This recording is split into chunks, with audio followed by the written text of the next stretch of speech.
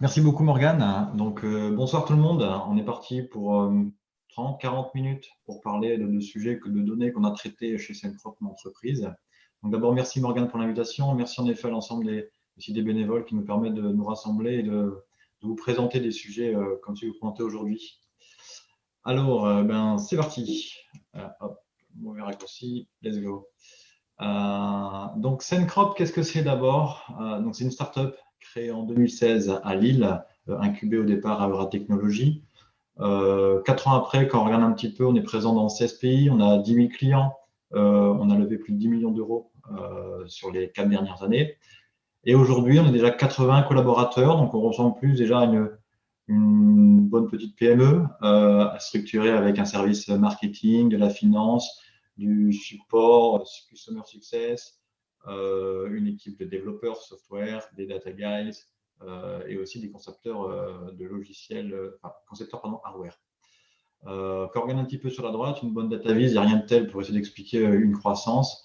Là, on voit par exemple voilà, le déroulement, c'est plutôt semestre après semestre, l'évolution d'une conquête assez rapide d'un territoire qui nous a permis d'être présents sur une grande partie de l'Europe de l'Ouest aujourd'hui, après à peine 4 mois d'existence. Donc, c'est de l'hypercroissance, c'est tous les ans, on va faire x2,5, x3. Donc, ça va engendrer plein de problématiques autour de la volumétrie de données, etc. Donc, toutes des questions intéressantes pour nous tous les jours à travailler. Notre mission, elle est assez claire, elle est partagée par l'ensemble des collaborateurs et c'est ce qui nous permet à la fois d'attirer des profils qui ont peut-être envie de travailler sur une problématique qui leur parle, qui est celle de l'environnement. Et donc notre mission, c'est d'aider tous les agriculteurs à prendre de meilleures décisions tous les jours et de peut-être de réduire aussi leurs risques par rapport à leur culture en essayant d'avoir un impact positif sur l'environnement.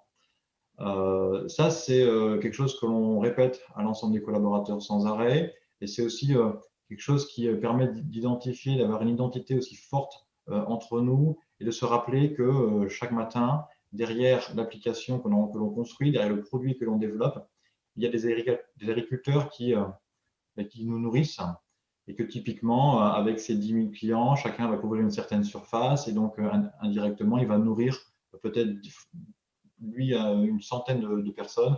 Donc voilà, quand on commence à faire un peu les calculs, on se dit que tous les jours, on travaille pour aider à nourrir peut-être des centaines de milliers de personnes. Et donc ça, c'est quelque chose qui est pour nous, collaborateurs, extrêmement gratifiant. C'est quelque chose qui importe vachement pour tout le monde dans l'entreprise. Quand on entend également cette chose-là, essayer d'aider les agriculteurs à prendre de meilleures décisions, en fait, on va vite comprendre que ce qu'on essaie de faire, c'est de rendre les agriculteurs data-driven. On va leur donner tout un tas d'informations basées sur leur culture, sur ce qui se passe au niveau de leur champ, pour qu'ils prennent les mêmes décisions en se basant sur de la donnée qui va venir de différents capteurs, de différents éléments qu'on va pouvoir leur apporter. Notre solution, c'est une solution au départ hardware. Donc, c'est les stations qu'on voit ici sur la photo à gauche. Là, on a 2 stations différentes, une qui permet de mesurer pluie, température, humidité, et une autre avec la girouette qui permet de mesurer ici le vent. Et derrière, l'agriculteur va pouvoir consommer la donnée de sa station dans une application. Et donc, notre expertise, à côté d'une expertise de concepteur de stations météo connectées, c'est celle de développer un logiciel qui soit facile d'utilisation et pour consommer de la donnée météo afin que l'agriculteur puisse vraiment ici répondre à trois besoins, qui est l'optimisation du temps. Par exemple, en ayant une meilleure mesure de ce qui se passe dans mon champ, je peux mieux anticiper un risque de développement d'un champignon et donc du coup intervenir au moment le plus pertinent sur ma culture pour éviter à la fois d'aller trop souvent mettre des produits phyto, mais mettre juste la bonne dose au bon moment, ou peut-être évaluer de manière aussi la plus précise un risque de sécheresse et donc aller arroser au bon moment, encore une fois, avec un intérêt de minimiser ici l'eau consommée dans la culture, minimiser le temps que je vais passer à devoir faire un arrosage qui n'était pas nécessaire.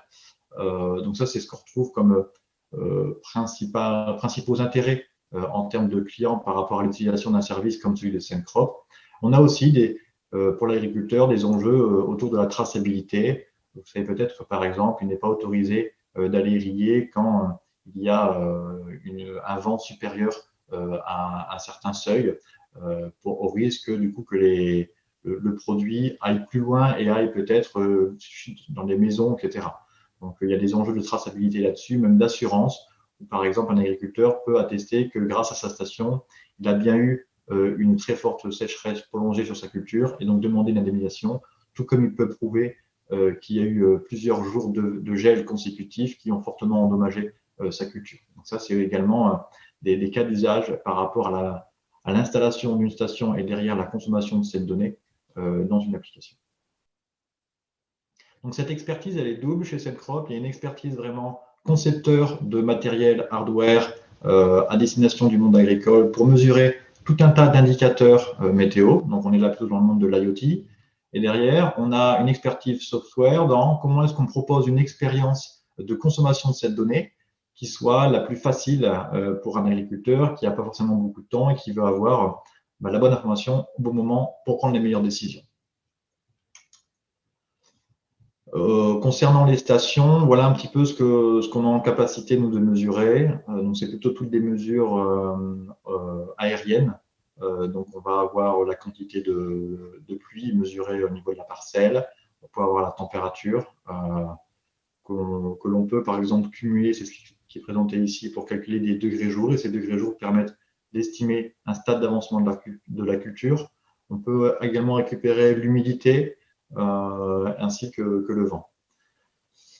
Et par-dessus cela, ce qu'on développe également chez Cellcrop, c'est une expertise dans la maintenance de la station. L'idée, c'est que par le passé, pour pouvoir acquérir une station météo dans son champ, il fallait être météorologue et il fallait être technicien pour comprendre comment calibrer, comment s'assurer que ma station n'est pas en train de dériver, etc. Donc, il y a des paramètres qui étaient assez complexes à gérer. Nous, on s'est dit, on veut que l'expertise soit portée par Cellcrop, l'entreprise, et pas par le client final. Donc, afin de répondre à ce besoin de qualité de contrôle de la donnée, eh bien, on a mis en place un tas d'algorithmes pour s'assurer que la station émet correctement et que la donnée n'est pas biaisée par ce qui peut se trouver dans le voisinage, par le fait qu'il y ait de l'irrigation sur ces stations ou autre. Il y a plein de potentiels biais. Et nous, on a tout un tas de techniques pour détecter ces choses-là et assurer un niveau de qualité optimal, comme si c'était un météorologue qui gérait la station. Donc au final, on se retrouve avec une entreprise tech. Donc on est vraiment des tech guys avec un état d'esprit où on se dit comment est-ce qu'on peut amener la technologie à améliorer les conditions de travail, l'environnement de travail, les process de nos clients via un produit qui soit simple d'utilisation. Donc notre business model, il va se reposer sur à la fois la vente de stations, mais également la vente d'abonnements. Donc on est également une partie SaaS. On essaie de générer du revenu récurrent via ces abonnements que l'on vend aux agriculteurs.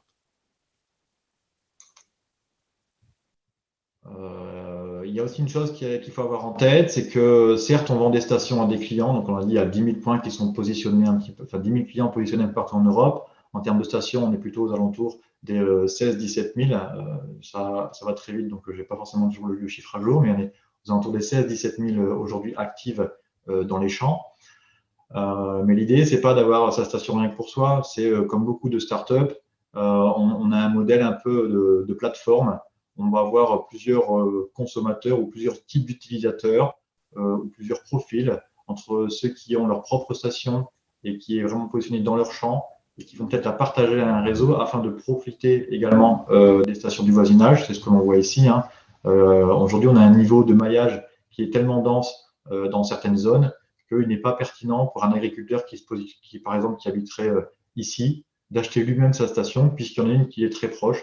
Donc, on a ce côté croissance un peu qui s'accélère de par le moment où plus on a de monde qui se rentre dans la plateforme, plus on a de stations, et donc plus ces points nous permettent d'aller chercher facilement des nouveaux agriculteurs qui eux-mêmes, peut-être après, implanteront une station. Et donc, on a cette histoire on grossit comme ça par extension au fur et à mesure, et en même temps, à l'intérieur, on densifie de plus en plus, et c'est ça qui nous a permis d'atteindre aussi rapidement autant de clients en si peu de temps.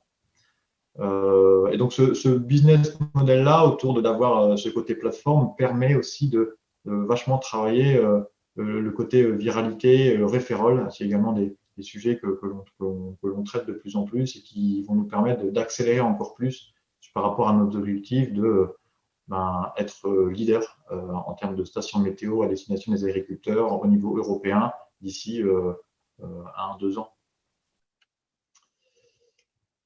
Hop là.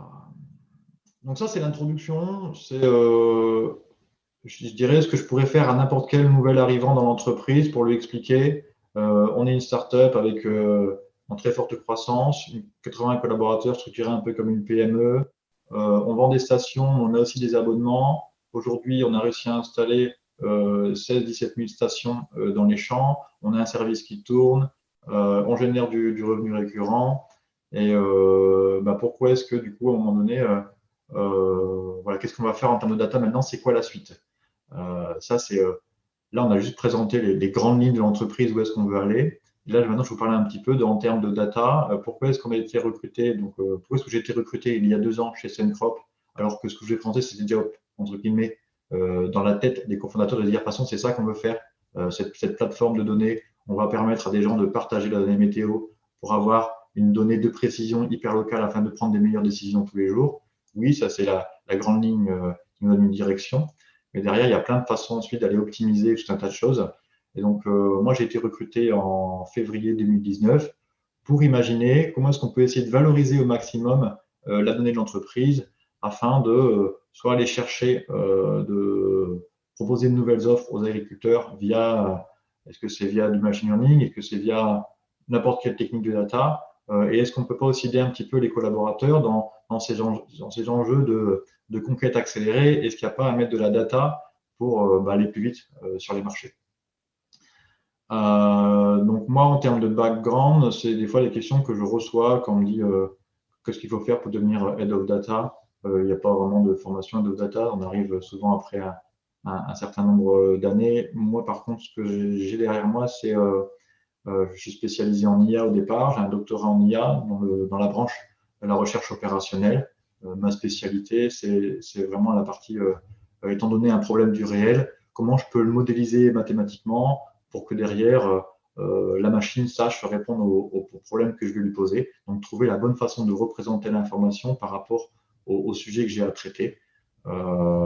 Et donc, j'ai pu m'exercer ensuite, après cette thèse, en entreprise. Je suis allé chez Micropole, je suis passé par ADO également, j'étais Chief Data Scientist. Et donc, me voilà maintenant Head of Data chez Cencrop, où j'ai en charge toutes les réflexions autour de comment imaginer des nouveaux use cases sur la donnée, comment les structurer, les prioriser et ensuite aller jusqu'à leur industrialisation. Donc, un petit rappel sur le Head of Data, ça se prend toujours. Il y a différentes façons d'organiser et de positionner un Head of Data. On voit assez souvent le Head of Data qui est au niveau qui est proche du service performance de l'entreprise, où du coup, on a un Head of Data qui est plutôt un peu en mode contrôleur. C'est lui qui va s'assurer qu'on calcule bien les KPI correctement et par rapport aux enjeux, aux objectifs de l'entreprise, eh bien, on est bien sur la bonne route. Donc, il est plus ici sur une posture de contrôle que vraiment être dans l'opérationnel à trouver comment est-ce qu'on peut avancer avec le business sur les problématiques de données. Là, il est plus en mode contrôle. À côté, on va avoir plutôt des Head of Data qui, eux, sont plutôt dans des business units où ils vont essayer de réfléchir par rapport à toute la donnée qu'il y a en dessous de leur périmètre. Donc, si on prend par exemple un Head of Data RH, eh ben, typiquement, il va se poser la question de voilà, j'ai toute la donnée RH entre mes mains. Qu'est-ce que je peux faire avec pour essayer de favoriser le bien-être de mes collaborateurs dans l'entreprise. Donc, il va vraiment réfléchir tous les jours à quelles données pourraient m'être essentielles, qu'est-ce que je pourrais rajouter, comment je pourrais la combiner avec d'autres données et essayer de faire en sorte que tout ça, on va mettre en place à la fois une stack, mais aussi une stack technique pour valoriser cette donnée, mais aussi imaginer comment on va essayer de faire fructifier via des nouveaux usages, via la nouvelle donnée, cet écosystème, tout ce vivant de la donnée qui est dans mon périmètre en dessous de moi. La problématique qu'on rencontre assez facilement en tant que Head of Data, c'est qu'on se retrouve avec un périmètre des fois qui est vraiment très grand, immense, donc on va mélanger de la donnée. Moi, dans mon cas, j'ai tout. En fait, j'ai du marketing, de la finance, de la logistique, tout ce qui peut venir de là. Donc, c'est rapidement un truc qui est assez énorme. Ce qui est cool, c'est qu'on peut faire des croisements dans tous les sens. Donc, on peut croiser de la donnée IoT avec de la donnée d'usage. Donc, savoir si, par exemple, est-ce qu'en fonction de phénomènes pluvieux, on a tout intérêt à peut-être pousser des offres marketing un peu plus fortes parce qu'on sait que nos agriculteurs peut-être sont plus intéressés par le produit de station météo quand il pleut. Donc, on peut croiser comme ça un peu tout ce qu'on veut parce qu'on a une vision sur tous les systèmes et toute la donnée qui en est générée. Le problème, par contre, la contrepartie, c'est que plus c'est gros, plus c'est compliqué d'imaginer ou de voir toute cette combinatoire et de se dire, tiens, on pourrait croiser ça avec ça. Donc, le trade-off, c'est de trouver les bons compromis en termes de à partir de quand un périmètre devient vraiment trop gros pour un head of data et peut-être en avoir plusieurs dans l'entreprise, au risque de, si j'en ai plusieurs, de siloter un petit peu et de ne plus avoir autant de croisements d'informations qui peuvent nous permettre derrière d'aller chercher des beaux sujets. Ça, je vous en parlerai un petit peu à la fin de la présentation. Dans tous les cas, il doit être facilitateur de tous les projets touchant à la donnée et va essayer de favoriser la valorisation de la donnée dans l'entreprise. Alors celle-là, je vous l'ai mis, cette slide, c'est un peu ce que je dis, parce que je forme des data scientists à l'université, et c'est ce dont je leur parle dans mon premier cours de data science. C'est comment on peut s'assurer qu'un projet de sciences données arrive à terme et permette d'aller vraiment chercher de la valeur. Il y a 7 étapes que l'on identifie qui commencent par le recueil du besoin, s'assurer qu'on a bien compris le métier qui est en face, et que derrière, on va essayer de trouver une solution à son problème. Derrière, on va s'intéresser à la collecte de l'information nécessaire par rapport à la résolution de ce problème. On va devoir bien souvent préparer la data. C'est rare que la donnée soit directement disponible, bien rangée dans une belle table ou dans un beau data mart ou autre. Souvent, on a besoin de faire un peu de préparation. D'ailleurs, on va avoir une étape d'analyse. Même si la donnée, elle est là, on a besoin de s'assurer qu'elle est en quantité suffisante par rapport à la problématique à traiter. Par exemple, si on s'intéresse à la détection de peut-être de fraude sur les systèmes, il faut s'assurer qu'on a su labelliser des cas de fraude pour pouvoir ensuite répondre aux problèmes. Il va ensuite y avoir la partie modélisation, qui peut être modélisation à la fois très simple, juste une petite règle statistique, peut-être juste une règle métier même qui est implémentée, à des choses potentiellement plus complexes, de machine learning ou d'IA. Et ensuite, on va avoir la problématique de la visualisation et de la restitution, et enfin le déploiement et la maintenance. Moi, ce que j'ai remarqué, c'est que bien souvent, dans les sujets qui échouent, c'est qu'il y a eu à un moment donné un échec dans au moins une de ces étapes. Et ce qui a souvent été le cas par le passé, c'est le fait d'avoir minimisé le déploiement et la maintenance. Donc, on a essayé de traiter un sujet, mais on a pensé trop tard comment est-ce que ça allait pouvoir s'industrialiser et pouvoir partir dans nos systèmes. Et ça, c'est ce qui a fait vachement de mal au départ dans beaucoup de POC ou peut-être de labs même, qui ont essayé de traiter plein de sujets en entrée, mais qui n'ont pas peut-être anticipé à un moment donné cette histoire du déploiement. Ce qui est difficile pour un head of data, du coup, c'est de s'assurer que l'ensemble des sujets qu'il va faire rentrer dans son pipe vont pouvoir aller jusqu'au bout. C'est difficile parce qu'en fait, on travaille avec de l'incertitude quasiment à toutes les étapes. Ce que j'appelle l'incertitude, c'est le fait que au tout début de mon projet, je ne sais pas dire si ma data est de qualité suffisante et en quantité suffisante tant que je ne suis pas arrivé à cette étape de j'ai collecté, j'ai préparé, j'ai analysé. Et donc, ça, c'est pareil, c'est quasiment le cas, c'est incertain, il est partout. Est-ce que dès le début, je vais savoir collecter ma data? Oui, non. Est-ce que ça va bien se passer? Est-ce que la préparation va pouvoir aboutir à de la donnée suffisante? La modélisation, c'est pareil. Est-ce que je vais arriver à trouver une performance de mon algorithme qui sera suffisante par rapport au problème donné? Et déploiement et maintenance, on peut aussi avoir des surprises des fois en termes de performance. Donc, il y a des choses qui sont connues des techs. C'est-à-dire qu'on peut se dire, oui, recueil du besoin, on peut arriver à s'en assurer. Faire peut-être la vis de la restite, normalement, on peut le faire. Déploiement et maintenance, on s'améliore de plus en plus côté data science et data engineering au général. Donc, on commence à être de plus en plus confiant. Mais il reste des étapes qui sont très incertaines. La collecte et l'analyse, analyse, modélisation. Et du coup, le rôle du Head of Data, c'est d'avoir ici les bonnes intuitions sur des sujets qui, en effet, vont bien se passer sur ces 3 étapes clés. Et donc, les meilleurs head of data, je dirais, c'est ceux qui ont cette capacité à trouver des sujets où, avant même que ça commence, ils ont su se baser sur leurs équipes data scientists ou leurs équipes qui ont une expérience sur le traitement de la donnée qu'ils vont manipuler par la suite pour dire, oui, là, on va y arriver, ça va pouvoir le faire. On n'est pas en train de partir sur un truc qui va nous prendre 6 mois, 1 an, avant d'arriver à cette étape 7, qui est vraiment celle qui est importante pour l'entreprise. C'est celle où on a réussi à industrialiser et ça y est, ça dégage de la valeur. Donc ça, c'est vraiment la slide de base que je présente à tous les jeunes data scientists que je forme, mais qui est aussi valable pour au final, n'importe quelle personne qui fait un projet de data. Il faut savoir qu'il y a l'incertain à un certain moment, et il faut se poser des questions, ou plutôt, malgré tout, de est-ce que je vais arriver, c'est incertain, j'en ai conscience, est-ce que j'arrive à l'estimer pour ne pas partir sur un truc qui ne va jamais atteindre sa finalité de partir en production, être industrialisé et délivrer de la valeur pour l'entreprise en continu.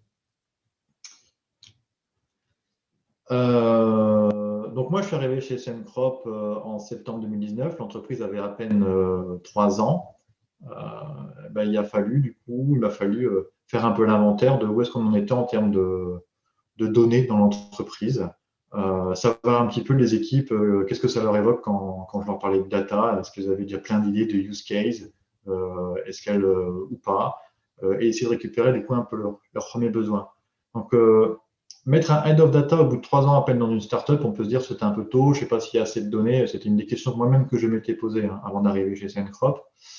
Il m'a quand même fallu un bon 6 mois pour arriver à comprendre les différentes interactions en termes de données, comprendre les besoins, comprendre aussi le langage de l'entreprise en termes de… on a forcément des objets métiers qui nous sont propres à chaque fois. Et donc là, même après juste 3 ans d'existence, pour un nouveau head of data qui arrive, c'est grosso modo aussi 6 mois à trifouiller les fichiers Excel qu'on lui donne à droite à gauche, aller se connecter sur des outils et comprendre que on ne sait pas documenter, etc. Donc, c'est une étape qui est vachement importante, cette partie recueil du besoin. Et pour vous tous, si vous êtes data analyst, data scientist, data engineer, à chaque fois que vous avez un sujet, vous savez très bien que une grande partie au début, ce qui prend du temps, c'est aller comprendre le sujet et savoir où est-ce qu'il y a de la data et est-ce qu'il y en a. Là, c'est ce qui s'est passé pour Sencrop pendant ici un bon 6 mois. Ça arrive à faire cet inventaire pour derrière estimer ensuite les sujets que l'on pourrait être amené à traiter. Là, je vous donne un petit peu, moi, ce que j'en ai ressorti de ces 6 mois. C'est qu'à l'époque, du coup, on a un niveau de maturité très variable dans les équipes.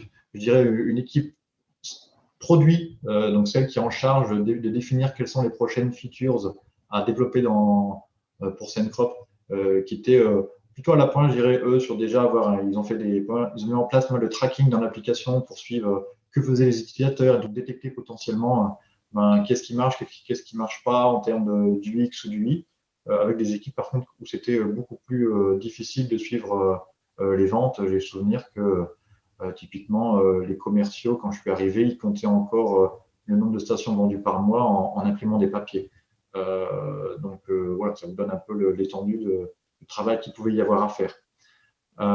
Donc la conclusion, c'est de dire même une entreprise qui fait de l'IoT, une start-up jeune, dynamique, etc., on n'est pas nativement data-driven. C'est quelque chose que j'ai observé et c'est quelque chose qui se travaille, qu'il faut construire. Et il ne suffit pas de se dire ouais, je suis jeune, je fais de l'IoT pour dire je suis data-driven. Non, c'est quelque chose qui est plus complexe que ça.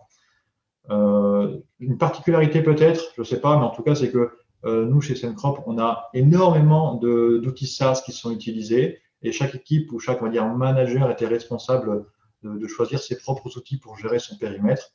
Donc, on avait fait le point un petit peu il n'y a pas très longtemps. Il y avait une 60aine d'outils SaaS qui sont utilisés dans l'entreprise. Ça veut dire potentiellement plein de bases de données dans chacun de ces outils qui communiquent ou qui ne communiquent pas avec une donnée partielle ou pas à jour, etc. Donc, ça, c'était quelque chose qui avait été assez frappant dès le départ. Par contre, ce qui est cool, c'est que moi, j'ai des cofondateurs qui sont convaincus de l'intérêt de la donnée. Donc ça m'aide vachement tous les jours dans le fait qu'au-dessus de moi, j'ai pas affaire à des gens qui ne croient pas dans ce que je suis en train de proposer.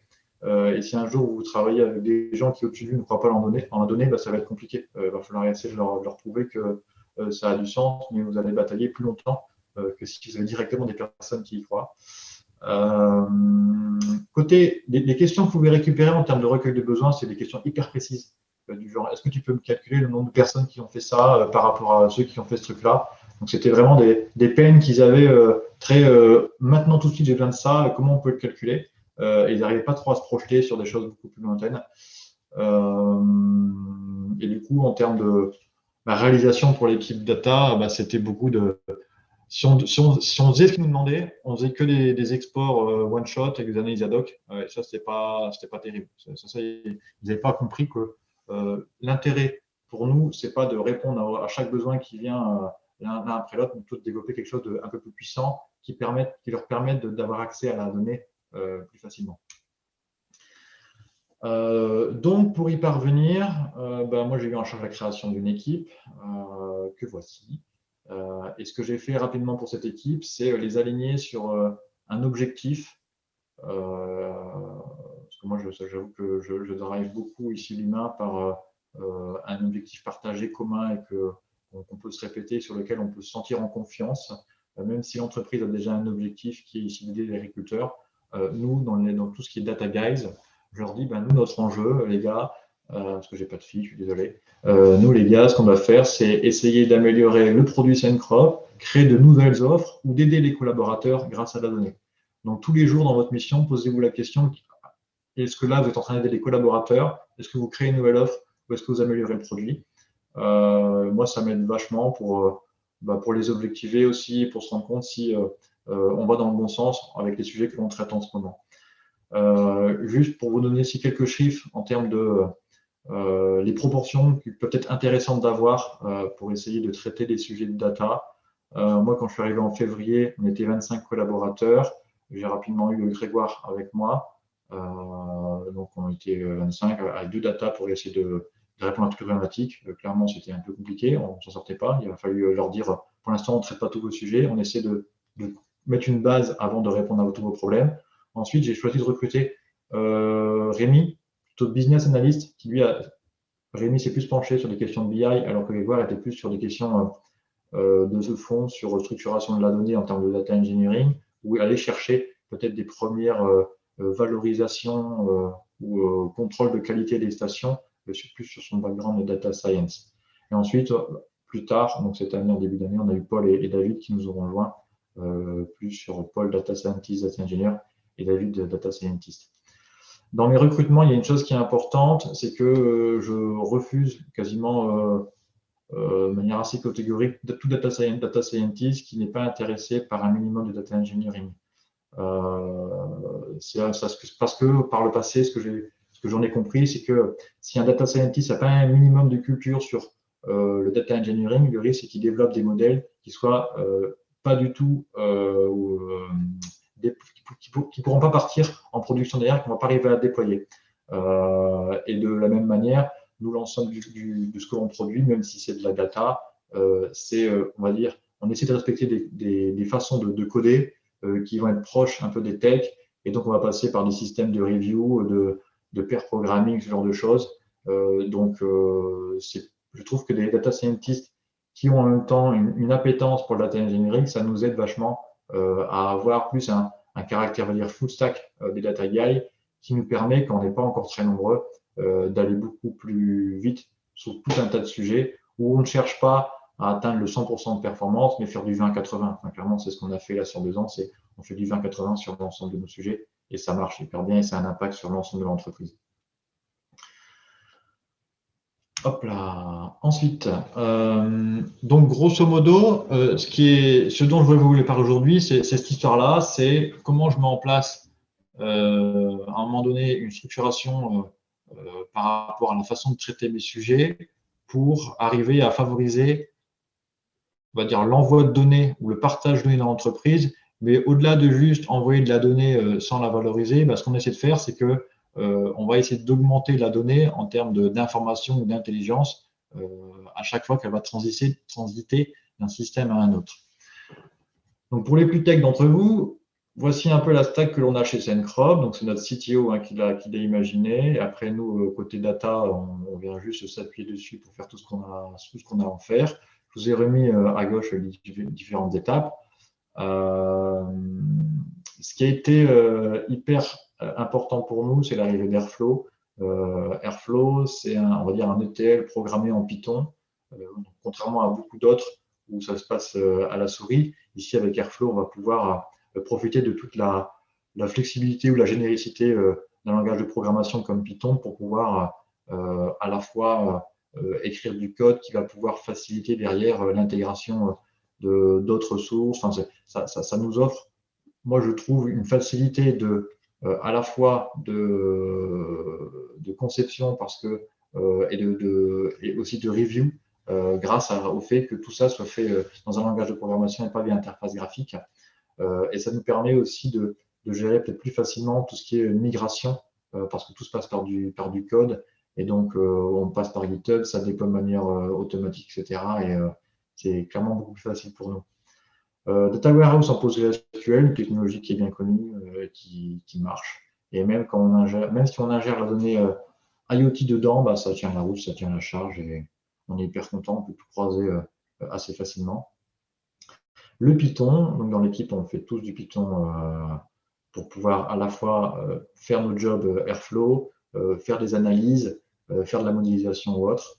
On a choisi Tableau Software comme solution de BI. On a choisi la version managée, donc avec Tableau Online, où on a un espace géré par Tableau Software pour pouvoir publier nos rapports, les partager avec les collaborateurs. Et enfin, on utilise GitHub pour le versionning et la revue de code. Et donc, on a une intégration continue également, plus des tests unitaires qui sont mis en place pour s'assurer que tous les développements que l'on fait, que ce soit sur le TL ou sur des modèles, ne régressent pas et qu'on est en capacité à s'assurer d'un certain niveau de production à chaque fois qu'on fait évoluer.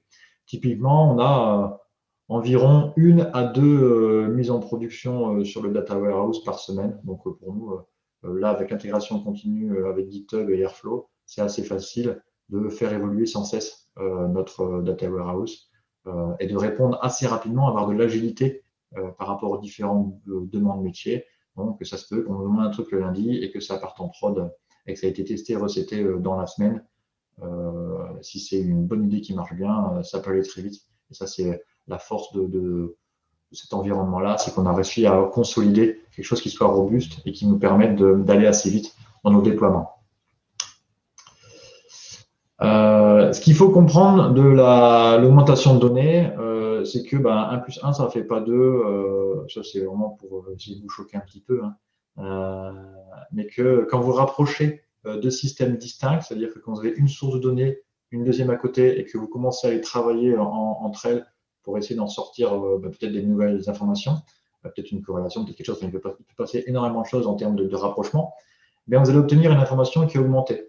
Et ce que moi j'adore dans mon métier, c'est justement de dire, vous voyez, nous, on a tous vos systèmes, on les connaît, donc ça c'est l'outil SaaS, HubSpot c'est notre CRM, Mixpanel, on va dire c'est un équivalent Google Analytics, Chargebee c'est notre outil de facturation, Intercom c'est plus pour gérer la relation avec nos clients dans l'application, pour envoyer des messages, notifications, etc.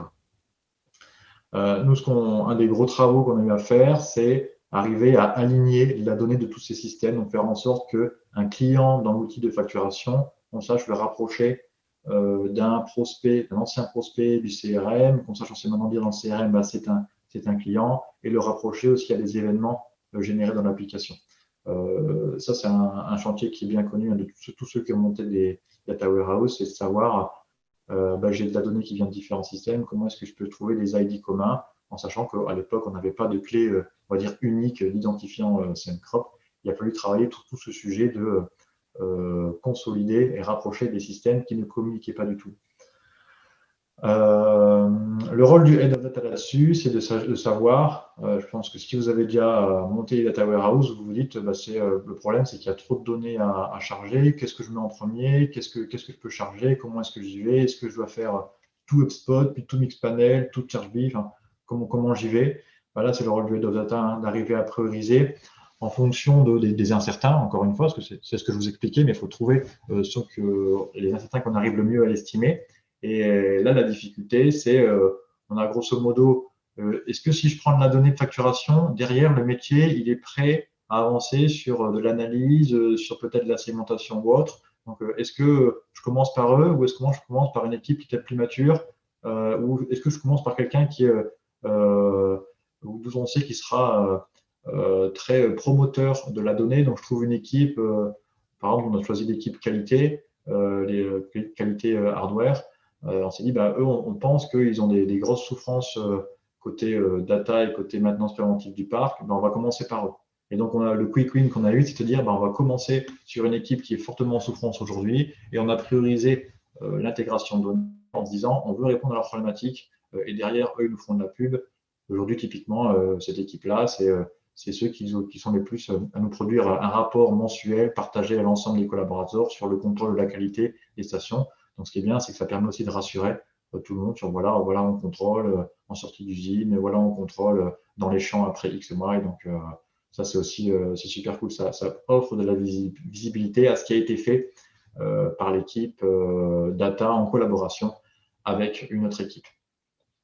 Donc, la priorisation va se faire sur cette histoire de est-ce que le métier en face est prêt? Est-ce que sa data est de qualité? Est-ce qu'elle existe aussi? Parce que des fois, elle n'a même pas été numérisée, l'information, donc ça peut être compliqué. Et derrière, quel impact ça peut avoir également pour l'entreprise?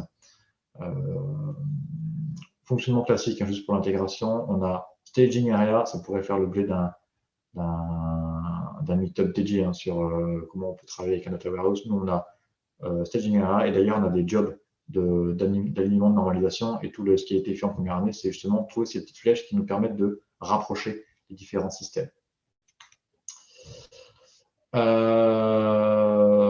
Là, c'est plutôt mon conseil.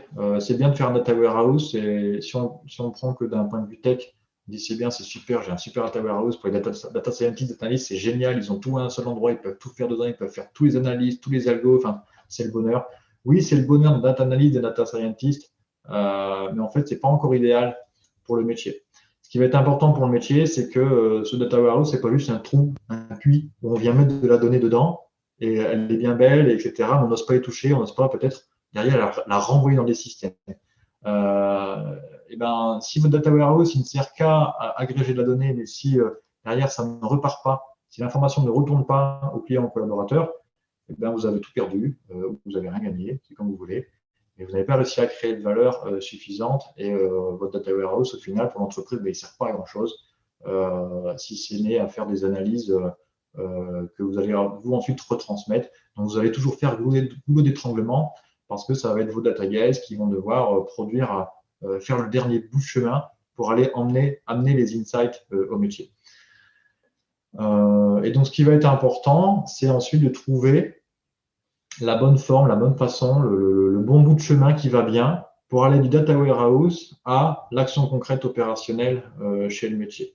Je vais vous présenter plusieurs propositions que nous on a eues chez Syncrop là-dessus. Et l'idée, c'est d'attaquer les collaborateurs de tous les côtés hein, pour qu'ils se sentent assaillis par la donnée et que derrière, ils se l'approprient, ils fassent tout ce qu'ils auraient envie de réaliser et qu'ils ne pouvaient pas réaliser avant.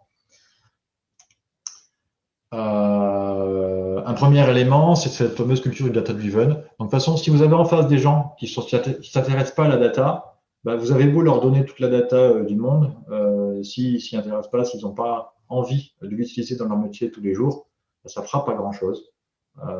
Donc, l'histoire du data-driven, c'est faire en sorte que aider les collaborateurs à comprendre qu'il y a de la donnée dans l'entreprise, qu'ils peuvent en faire des choses peut-être super cool s'ils parlaient un petit peu plus avec une autre équipe ou autre, ou s'ils venaient parler avec la data. Donc, nous, ce qu'on a mis en place, bah, c'est tout bête, hein, c'est des dashboards, donc c'est des télés qui diffusent des dashboards. Et comme ça, les collaborateurs sont au courant, bah, voilà un peu des chiffres, voilà un nouveau dashboard. Ça nous permet de communiquer et de faire en sorte que les gens ils se rendent compte qu'il y a des dashboards, qu'ensuite, ils peuvent aller les consulter sur le tableau online. Ça, c'est un premier pas.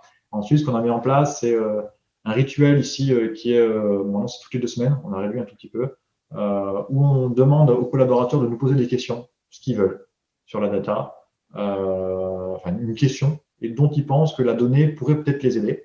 Donc, on a un Slack là-dessus, ils nous envoient des questions toute la semaine, et ensuite, ils votent en mettant des petites ampoules sur les questions, et la question qui a reçu le plus d'ampoules dans la semaine, elle va être traitée en mode un petit peu hackathon par l'ensemble des data guys, où on se donne 1h30, c'est les mercredis matins, et on tente de proposer une réponse, une piste de réflexion, et on fait une restitution directement après ça. Donc le but, c'est qu'en 1h30, on a réussi à faire à tester, à explorer la donnée, à construire peut-être un début d'analyse, etc. Et faire des slides, comme ça, en les 15 minutes qui terminent ce temps de travail, on est face à tous les collaborateurs, on leur présente le fruit de cette réflexion. Ça marche vachement bien. L'idée, c'est qu'on prend aussi le métier avec nous pendant l'heure et demie. Comme ça, ils se rendent compte de qu'est-ce que c'est que la donnée, c'est quoi les problématiques de qualité, enfin, toutes les questions qu'on se pose quand on travaille sur la data. Et ce qui est bien, c'est qu'on les prend qu'une heure et demie seulement et on le fait tourner. Donc, du coup, ça permet un petit peu à tout le monde de voir comment ça marche la data et ça donne des bonnes idées aussi de sujets. Alors, on a des questions des fois qui sont hardcore, hein. On a une question qui était de se dire est-ce qu'on peut détecter l'environnement d'installation d'une station, dire il y a de l'eau, il y a de la forêt, il y a des bâtiments, il y a des routes, etc. autour d'une station en fonction de son point GPS. Voilà ce qu'ils nous donnent. Ils ne sont pas toujours très gentils avec nous, hein. Mais des fois, ils nous bousculent et justement, cette question-là, on l'a prise et au final, on a réussi à la traiter dans l'heure et demie. On a fait un peu de data avant quand même, mais on a réussi à traiter. Aujourd'hui, on a un truc qui tourne là-dessus pour détecter les environnements grâce à une question d'un collaborateur qui s'est dit bah, tiens, est-ce qu'on ne pourrait pas faire cette chose-là? Donc ça nous bouscule, ça aide le métier à comprendre un peu le champ des possibles et ça aide vachement sur cette culture data-driven. Une fois qu'on les rend un peu plus data-driven, moi j'aime bien parler essayer de faire de la BI, mais pas juste de la BI où on fait des dashboards, on va dire, je consulte un chiffre et puis c'est tout, je sais derrière ce que je dois faire. Moi j'aime bien rendre mes dashboards directement opérationnels, c'est-à-dire directement depuis le dashboard, avoir des actions qui peuvent nous amener directement dans un outil opérationnel. Typiquement, ça c'est notre dashboard c'est un rapport, c'est un dashboard tableau où on peut choisir un numéro de station. Quand on choisit une station, ça affiche les différentes métriques où se trouve la station, est-ce qu'il y a des problèmes détectés sur la station. Donc ça, c'est des algos qui tournent la nuit qui remontent ces informations-là. Et du coup, sur ce dashboard, c'est une personne au niveau du support qui utilise cet outil-là. Elle peut cliquer directement sur ces boutons-là et ça va créer un ticket dans notre outil de tracking, de ticketing qui nous permet d'enclencher, par exemple, un remplacement de station, d'enclencher une séquence de mails pour demander on va remplacer votre station, etc. Et donc ça, c'est le genre d'exemple où on se dit, c'est pas que la BI où on vient consulter juste de la donnée de ce qui s'est passé sur le mois passé. Non, c'est quelque chose qui devient mon outil de travail que j'utilise tous les jours parce que ça me permet plus facilement de s'y diagnostiquer et directement d'enclencher des actions dans la suite. Ça, c'est devenu possible assez facilement puisque dans pas mal d'outils SaaS, vous pouvez, par exemple, créer des formes qui prennent des paramètres en URL. Et là, c'est ce qu'on fait avec ça, hein. C'est que juste sur ce bouton-là, c'est une URL dynamique. Je viens positionner des paramètres et quand je clique, j'arrive ça me pré-remplit un forme de l'autre côté, etc. Et en un clic, ça enclenche la suite. Et ça marche vachement bien et ça aide le métier à raccourcir le chemin entre je vous donne des chiffres versus je prends une action derrière. Et ça, plus on fait ça, plus on a gagné ce combat de favoriser le data-driven dans l'entreprise. Du coup, je vous l'ai dit un petit peu, ce qui est important, c'est là, on n'avait que des propositions, on met des dashboards, derrière, c'est à la personne qui doit cliquer pour aller sur peut-être son outil et remplir un ticket ou autre. L'étape d'après, c'est directement, c'est bien, on a synchronisé dans le data warehouse, maintenant, c'est essayer de renvoyer l'information de qualité ou la nouvelle information augmentée dans les différents systèmes. Voilà, c'est peut-être un score de segmentation qui est calculé entre la donnée d'usage, donc de Mixpanel avec la donnée des stations plus son ancienneté que l'on vient agréger ici et bim, on le renvoie dans le CRM. Ça peut être utilisé peut-être pour les sales, pour faire de l'upsell justement. Donc il y a plein de choses qui sont imaginables et c'est là que moi j'adore aussi mon métier, c'est que maintenant, une fois que j'ai réussi à tout synchroniser de la donnée ici dans ce pipe-là, je peux ensuite la répartir en fonction des use cases que j'aurai envie et imaginer, essayer de comprendre tous les besoins possibles du métier et à les mettre dans ces flèches, tout ce que j'ai envie qui soit le plus pertinent possible pour aider le métier à directement, ne même plus passer par la data warehouse, avoir une nouvelle propriété dans son outil qui lui permet de déclencher une opération de marketing, de déclencher je ne sais trop quoi, mais en tout cas, il peut être beaucoup plus efficace dans ce qu'il aura envie de faire. Hop. Et enfin, j'ai encore aussi cette partie-là, c'est sur le fait que là, on a réussi à avoir de la data dans l'entreprise, à l'uniformiser, à la collecter et ensuite la renvoyer dans les systèmes pour qu'ils aillent plus dans les use cases. Donc là, je vous mets juste quelques petits sujets, quelques réussites qu'on a pu avoir dans les ans, mais il y en a beaucoup, hein, je ne peux pas tout citer. Ce qu'on a réussi à faire, c'est que on a réussi à revendre des dashboards que l'on avait en interne à des clients B2B, c'est-à-dire qu'en fait, on a des usages en interne de monitoring, de suivi des stations, de regarder des cumuls de pluie sur des cartes, etc. Tout ça, on avait développé en interne via Tableau et on s'est rendu compte qu'en fait, on avait des clients qui avaient ces mêmes besoins.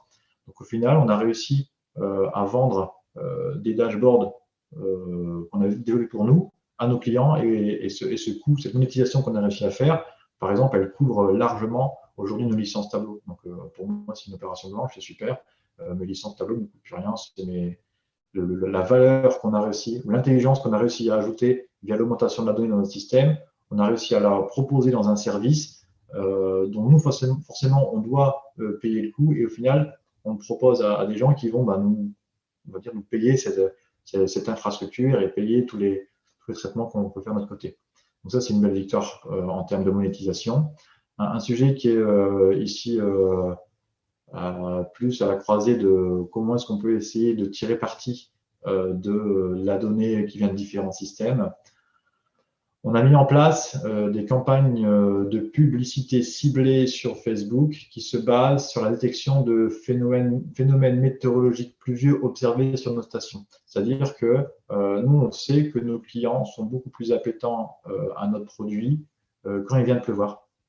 Parce qu'ils veulent savoir combien est-ce qu'il a plu dans leur champ, etc. Donc, dès qu'il pleut, c'est combien est-ce qu'il a plu. Donc, on a créé une moulinette où le data warehouse est en capacité à trouver les zones où il a plu, où il pourrait être pertinent de communiquer. Derrière, on vient positionner un texte qui nous est donné, on va dire voilà la ville, le nombre de stations autour de cette zone-là. On génère même l'image avec des pins sur là où il y a des stations et on envoie aussi directement les publications dans Facebook. Et ça, on a un dashboard côté tableau qui affiche toutes les propositions d'endroits. Le responsable sur les réseaux sociaux, il a juste à regarder les différentes propositions de la data et il clique je prends, je prends pas, je prends, je prends, je prends. Et du coup, il fait des campagnes comme ça en masse de manière hyper simple. Et nous, côté data, quand je vous dis que notre data scientist, il a besoin de faire un peu de data engineering aussi, typiquement, là, c'est une seule personne qui a fait ce sujet-là, hein, qui arrive à la fois à faire de la génération d'images, aller se connecter sur l'API Facebook pour aller pousser les propositions de pub, mais aussi trouver les zones à contacter. C'est pour ça que c'est vrai qu'on a peut-être j'ai besoin d'un peu plus ce côté full stack pour pouvoir traiter des sujets qui bien souvent doivent aller jusqu'à l'industrialisation et éviter de changer de personne entre celui qui fait la première partie, qui fait analyse modélisation, et ensuite avoir un passage de compétences pour aller dans l'industrialisation. Pour nous, aujourd'hui, dans notre taille d'entreprise, c'est plus efficient en ayant une seule personne qui traite le sujet de A à Z, ou alors qu'ils sont deux en binôme, mais que ce ne soit pas clairement séparé entre il y en a qui fait le début et un qui fait la fin. Voilà, je vous remercie et je vais essayer de répondre à vos questions. Bonjour Anissé, je vais ouvrir le bal du coup. Moi, merci déjà pour la présentation, c'était très clair et très orienté métier. C'est vrai que des fois on a un peu un biais intellectuel qui nous fait oublier le métier, mais du coup c'est un bon rappel pour tout le monde. Moi j'ai une question sur la donnée. Enfin là vous êtes en train de monter en puissance et d'accumuler tout un tas de données. Pour l'instant, toi, tu es arrivé, tu as monté une équipe, donc tout le monde est encore là, vous savez ce qu'il y a dedans, vous savez ce que vous avez à disposition et où ça se trouve. Il y a plein de cas, je suis sûr que pratiquement tout le monde dans le public travaille dans des boîtes qui sont plus grosses, qui ont grandi, qui sont devenues matures et dans lesquelles il y a des données qui sont devenues un peu de l'archéologie, plus personne ne sait ce que c'est, ou ce qu'il y a dedans, ou à quoi correspondent les champs. Est-ce que tu as déjà défini une stratégie pour anticiper ça, c'est-à-dire pour ne pas avoir le même problème que ces grosses boîtes qui sont pénalisées parce qu'elles n'ont pas pris le taureau par les cornes en amont et qui aujourd'hui ont de la donnée mais ne savent pas ce qu'il y a dedans? Je ne sais pas si c'est une question que tu te poses ou si il est encore trop tôt pour ça. Voilà, c'est ma question. Si. Alors, du coup, là-dessus, moi, quand j'ai arrivé chez CNCROP, je pense qu'une des premières publications que j'ai mises sur LinkedIn, c'est j'ai un sujet de gouvernance de données, comment je peux faire? En fait, il y a deux niveaux, hein. Il y a le fait que j'ai de la donnée dans plein de systèmes dont je ne suis pas forcément maître, c'est le métier qui a son outil de facturation avec dedans avec un modèle de données, après que moi je vais faire redescendre dans le data warehouse et après repousser de l'information. Donc cette histoire du lineage, pour l'instant on n'arrive pas encore bien à l'avoir de manière très propre. Ce qu'on a en tout cas, c'est une documentation du data warehouse de manière automatique. On utilise Schema Spy, je ne sais pas si tu connais, mais grosso modo sur tes colonnes SQL, tu mets des commentaires et des descriptions et ça te permet de générer de manière automatique tout un rendu HTML de c'est quoi tes tables, qu'est-ce qu'il y a dedans, et c'est quoi les relations aussi entre tes tables. Donc ça, c'est le premier niveau, mais ça ne gère pas le lineage. Et sur le lineage, en fait, dans Airflow, ce qui est bien, c'est qu'on voit des dépendances entre une tâche, une table qui est là, qui alimente telle autre table, etc. On a construit le graphe, mais c'est pas hyper facile de s'y retrouver, ça devient vite assez gros. Donc pour l'instant, notre niveau, c'est au moins documenter toutes les tables de Data Warehouse et d'avoir cette doc qui soit générée et disponible. Et ensuite, sur les flows de communication de données entre différents systèmes, il y a une doc, mais c'est très compliqué, c'est maintenu à la main et c'est une belle complexité que pour l'instant, j'arrive pas à adresser et que ouais, on ne sait pas encore trop comment ça pourrait se passer. Jusqu'où il faut aller dans ce lineage. On a un niveau très macro, mais jusqu'où il faudrait le gérer. Pour l'instant, on ne voit pas le besoin à se dire qu'il faut absolument le traiter tout de suite. On documente comme on peut, mais on ne va pas chercher à avoir un data lineage hyper poussé sur la donnée business. Par contre, sur la donnée IoT, là, on est beaucoup plus exigeant. Sur la donnée IoT, on veut savoir un agrégat journalier qui est calculé sur ma station. Est-ce qu'il y a une mesure qui a été invalidée, laquelle, pourquoi, par quoi, etc. Là-dessus, c'est beaucoup plus strict.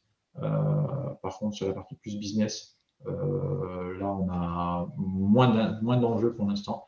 Donc, on est moins strict. Du coup, je vais enchaîner avec la deuxième question. Bonjour Anissé, super présentation.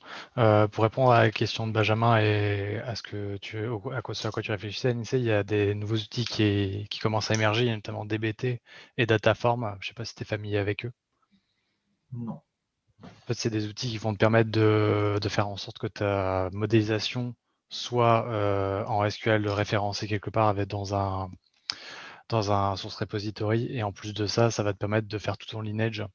Je t'enverrai le lien si ça t'intéresse. Moi, j'avais une question, c'était par rapport à Postgre en tant que data warehouse. Est-ce que vous avez éprouvé des problèmes de scalabilité pour l'instant?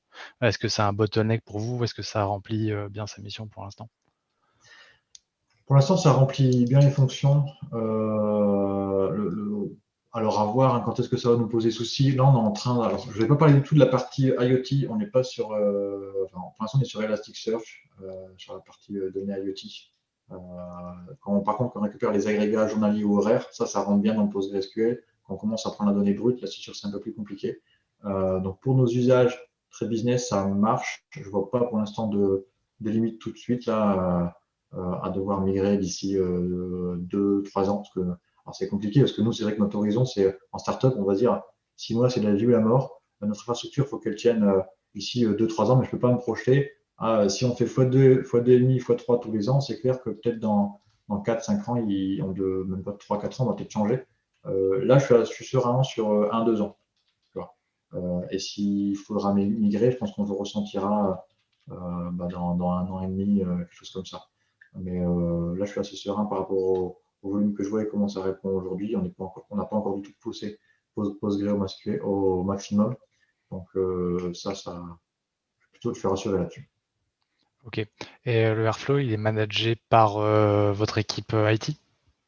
Alors là, je pense que c'est une bonne. Je suis sur le socle technique. Peut-être qu'il y a Nicolas qui est encore là, il pourra me le dire. Je pense que c'est managé par nous, il me semble. Okay. Du coup, ouais, c'est managé dans Fargate sur AWS. D'accord, ok. Donc c'est juste une image Docker que tu envoies dans Fargate. Je sais pas si tu connais. Ah ouais, je connais. Voilà. Merci beaucoup. Là-dessus, ça me permet de faire une remarque. Le choix qui a été fait entre le CTO et le Head of Data, c'est que c'est vraiment le CTO qui réfléchit sur le socle technologique. Et moi, ma mission, elle est vraiment sur comment on peut valoriser la donnée d'un point de vue traitement de l'information, mais en s'abstrayant vraiment du socle technique, toutes ces questions-là, c'est mon CTO qui les gère. Et moi, je peux vraiment me concentrer sur quels sont les sujets les plus pertinents à traiter par rapport. Et si j'ai besoin de faire du temps réel, je lui dis, tiens, ça c'est du temps réel, qu'est-ce que moi je peux faire? Je n'ai pas encore le socle technique pour ça, qu'est-ce que tu peux me produire? Mais c'est vrai qu'on a séparé très clairement ici le côté architecture technique versus valorisation de la donnée. Ok, très clair. Merci. Je prends un peu des questions du Slack, là, enfin pas du Slack, du channel. Thibaut, combien de temps avez-vous pris entre la première quick win avec l'équipe qualité et ton arrivée? Ce gros quick win qui était plus un plus gros impact, il est arrivé fin d'année 2019. Mais ce qui s'est passé avant, c'est que peu de temps après mon arrivée, 3-4 mois, on a eu un cabinet qui nous a aidé à réfléchir à notre stratégie de pricing. On était avant avec un pricing qui était un peu complexe et on voulait passer à des pricing à 3 points, un peu comme Netflix, on va dire le plan minimum, le plan moyen et le plan max. Là-dessus, on s'est vite rendu compte que le fait d'avoir commencé à essayer de consolider un petit peu la data à un seul endroit, ça nous a aidé à sortir des chiffres qu'on n'arrivait pas à sortir avant. Donc, même si le plus gros quick win, je pense que ça a été sur la qualité en fin d'année, il y en a eu plein de petits entre deux, dont on ne se souvient pas forcément tous, mais assez rapidement, ce qui était important, c'est de ne pas partir sur même pas 3 mois à rien produire, c'est que très vite, il faut qu'on sorte des dashboards, qu'est-ce qu'on peut produire, et donc on avait une première table, deux tables dans le Tawaros, ok, est-ce qu'on peut faire un premier truc, et on a des écrans de télé, typiquement, c'est les tout premiers qu'on avait fait au début. Et surtout, c'est d'avoir un news flow, je pense, en data qui soit constant et quasiment et aussi un peu consistant. C'est quasiment tous les 2-3 semaines avoir des trucs à présenter aux collaborateurs et ça passe par jongler des petits projets en parallèle des gros. Mais ça, c'est important d'éviter absolument le côté je fais un data warehouse et j'aurai des choses dans 6 mois. Non, c'était assez rapidement. Une fois qu'on est parti là-dessus, très vite avoir des choses à montrer. Et c'était de l'ordre de la semaine, des 2 semaines, 3 semaines. Une fois qu'on avait posé Airflow, tout ça, là, ça a dépilé encore plus vite. Parce qu'au début, c'était beaucoup plus manuel. Mais une fois qu'on est arrivé sur Airflow, là, on a pu dépiler vachement vite. Eric, Netatmo. Alors, c'est assez rigolo, Netatmo, oui. Météo France travaille avec Netatmo, par exemple. Ils utilisent Netatmo pour faire de la spatialisation, c'est-à-dire pour densifier leur réseau. Là, ils n'ont pas assez de stations. Le problème, c'est que ces stations-là sont installées dans des conditions peut-être pas les mêmes que nous, ce qu'on souhaite. Nous, on veut des stations en contexte agricole. Là, c'est plutôt à destination du grand public, donc tout dans le jardin, etc. Et il y a des écarts, des différences. Alors, Météo France, quand ils font, par exemple, quand ils veulent intégrer ces données-là dans leur réseau plutôt agro, ils invalident, je crois, 90% du volume de Netatmo. Donc, ça leur donne un peu plus de data. Mais au final, ils se retrouvent avec moins de stations que nous, on a. Donc, finalement, cette data ne nous intéresse pas plus que ça, vu qu'on en a plus que Netatmo qui soit qualifié pour notre usage à nous, ça nous va bien. Est-ce qu'on a un ROI? En fait, le ROI, là, il est très facile à mesurer, c'est sur le fait c'est la question de Julien. Est-ce que vous avez des données concernant le retour sur investissement pour vos clients par rapport à l'utilisation de la solution SendCrop? On l'a sur le nombre de pulvérisations gagnées sur la protection contre le mildiou. Et donc, typiquement, le fait de gagner une pulvée, ça rentabilise déjà enfin, ça remonte, je ne sais plus combien, mais en tout cas, on a déjà rentabilisé le produit SendCrop en une pulvée. Donc, voilà, il y a des cultures comme ça où ça se mesure très bien. Sur le gel, c'est pareil. Le fait il y a des producteurs qui ont des systèmes anti-gel dans leur culture, c'est assez magnifique. Ça peut être il y a les bougies dans les vignes.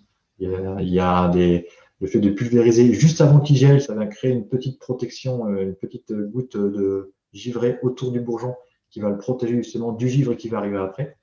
Et donc là, on est tout de suite sur ça peut être des dizaines de milliers d'euros à l'hectare, sur du champagne par exemple.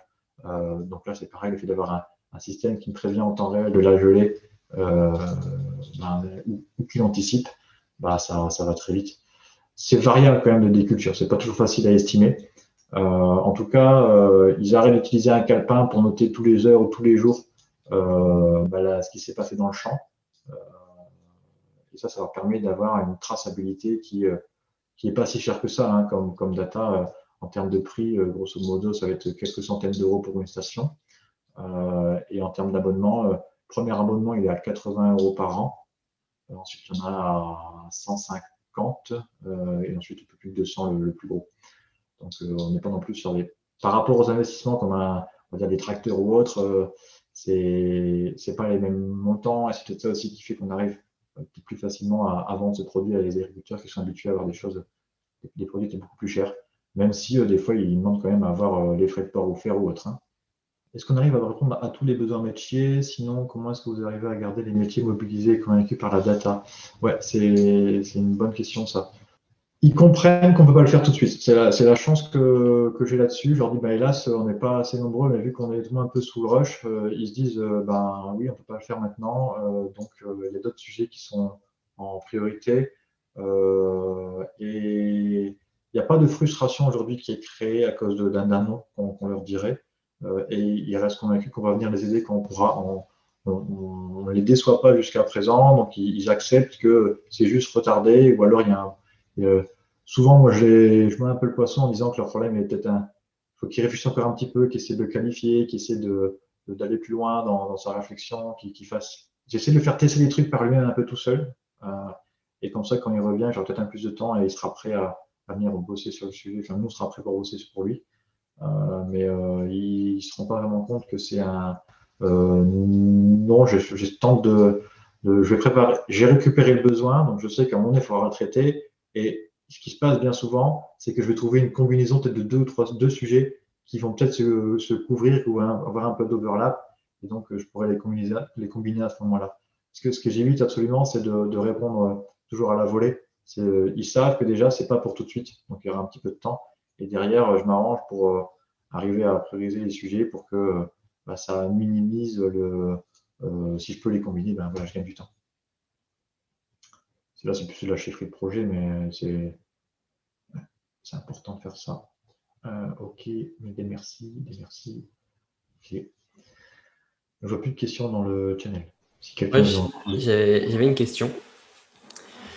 C'était du coup en tant que head of data dans une du coup startup qui n'est pas encore du coup data driven, qui n'utilise pas encore beaucoup de données. C'est quoi la première étape du coup d'un head of data et c'est quoi du coup la première étape du coup quand tu as dit les gens étaient convaincus, mais quand les fondateurs, les personnes qui gèrent l'entreprise ne sont pas convaincus, c'est quoi la première étape qui pourrait convaincre que du coup la donnée est vraiment importante dans une entreprise? Ouais, s'ils ne sont pas convaincus dès le départ, c'est chaud quand même. C'est chaud il va falloir avoir des résultats. C'est clair et net, tu n'as pas le choix, tu es obligé de prouver que ça fait sens. Et donc, ça va être proposé un bon sujet qui va débloquer une pain. Donc, c'est-à-dire aller chercher les pains. C'est comme ça que j'ai commencé. C'est quoi les plus grosses pains? Qui est-ce qui souffre le plus d'une information manquante et qui pourrait l'aider à débloquer? Donc, si tu trouves une grosse pain avec quelqu'un qui est prêt à se dire, moi, peut-être qu'au-dessus, ils n'y croient pas, mais moi, j'ai les moyens et j'ai envie de le tester.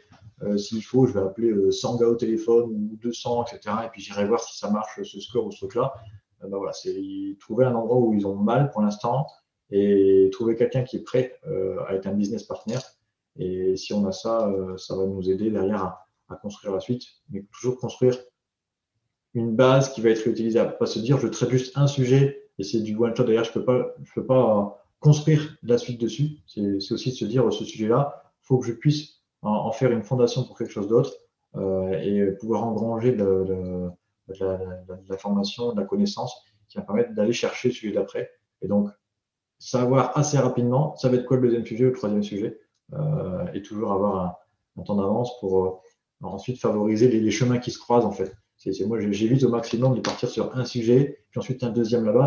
Je tente toujours de les entremêler. Donc avec mon équipe, c'est ce que je leur dis vraiment, le double quick win ou le triple quick win, c'est un sujet qui va traiter, qui va permettre de débloquer 1, 2, 3 situations parce qu'on aura profité pour rallier de la donnée, qui va répondre à plusieurs dashboards, plusieurs analyses, pouvoir pousser, etc. Donc, qui va nous permettre derrière, typiquement, cette histoire des campagnes marketing, une fois qu'on l'a fait avec ces petites photos-là, ça a débloqué un sujet. Après, on l'a vite réutilisé dans tout un tas de mails de relance de prospects en leur proposant aussi une petite image avec les stations autour de chez eux. Donc, c'est faire des briques, faire des choses qui soient modulaires pour que, oui, je traite un sujet, mais une partie de ce truc-là va m'aider à enchaîner le sujet d'après.